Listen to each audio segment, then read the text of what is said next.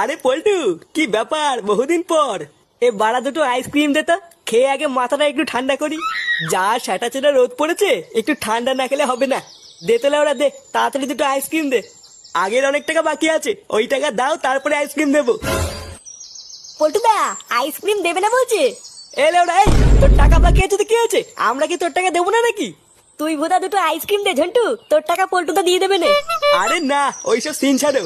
বাড়া নাই নাই করে 700 টাকা বাকি আছে, আগে ওই টাকা দেবা, তারপরে মাল দেবো। কি বললি বাঞ্চন, তাহলে তুই আইসক্রিম দিবি না তাই তো? না না, আমি আর ধারে মাল দেবো না, আগে টাকা ছাড়ো, তারপর কথা হবে। পল্টুদা সুরে বাচ্চা সাহস দেখেছো, আমাদেরকে বলছে মাল দেবে না। লেওরা, তাহলে কি দাঁড়ালো, তুই আইসক্রিম দিবি না তাই তো? না, বললাম তো টাকা ছাড়া মাল দেবো না। এ ল্যাংচা, এই চোদনার দোকানটা ভাঙতো। বাড়ার দোকানে থাকবে না তো আইসক্রিম কি পুঙা মেরে বেচবে নাকি?